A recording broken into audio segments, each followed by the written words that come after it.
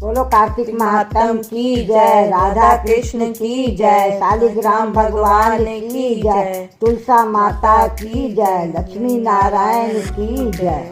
यह कथा सुनकर ऋषि कहने लगे, हे सूर्य जी, भगवान के चरणों से उत्पन्न हुई गंगा जी की महिमा कहिए। तब सूर्य जी ने कहा, हे ऋषियों, जो कुछ नारद जी ने राजा पृथ्वी से कहा वही मैं तुमको सुनाता हूँ। इंद्र आदि सब देवताओं को उत्पन्न करने वाले कश्यप जी की दो पत्नियां थी। एक अदिति जिसके पुत्र देवता कहलाए तथा दूसरी दिति जिसके पुत्र दैत्य हुए। देवता तथा दैत्यों का नित्य कलह रहा करता था। उस समय विरोचन का पुत्र अर्थात प्रहलाद का पुत्र राजा बलि दैत्यों का राजा था। उसकी सेना अत्यंत विशाल थी। उसने समस्त पृथ्वी को जीतकर स्वर्ग का राज्य प्राप्त करने के लिए देवताओं पर चढ़ाई कर दी। इंद्रपुरी को चारों ओर से घेर लिया। देवता भी युद्ध करने के लिए बाहर आए। तब अत्यंत घोर संग्राम हुआ। एक दूसरे पर प्रहार करते हुए कई वर्ष बीत गए। इसके पश्चात दैत्यों का बल बढ़ते देखकर देवता मैदान छोड़कर भागने लगे।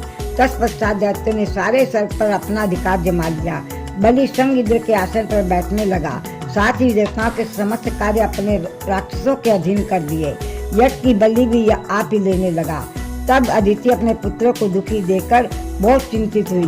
फिर वह अपना स्थान छोड़कर देवताओं की जय तथा दैत्यों के पराजय के निमित्त भगवान की तपस्या करने के लिए हिमावान पर्वत पर चली गई। वहाँ कुछ समय फलाहार खाकर कुछ काल सूखे पत्ते और कुछ काल तक पवन का आहार करती रही। फिर पैर के अग्रभाव से खड़ी होकर भगवान की तपस्या करने लगी। इस प्रकार 1000 वर्ष से तक उग्र तपस्या की। मायावी राक्षस अदिति को घोर तपस्या से चिंतित होकर राक्षसी माया से देवताओं का रूप धारण कर अदिति के पास जाकर कहने लगी, हे माता, तुम हमारे लिए इतना घोर तप क्यों कर रही हो? आत्मघात करना सब शास्त्रों ने पाप बताया है। हम तुम्हारा यह दुख सहन नहीं कर सकते। माता का दुख देखकर कोई सुखी नहीं रह सकता तथा माता से कोई विमुख नहीं हो सकता। शास्त्रों का वचन है कि जिसके घर में कल्याणकारिणी माता नहीं तथा प्रिय बोलने वाली पतिव्रता स्त्री नहीं, इसका जीवन निरर्थक है। ये तो आप तब छोड़कर अपने पुत्रों को सुखी कीजिए। परंतु यह सुनकर भी अदिति समाधि से चलायमान ना हुई।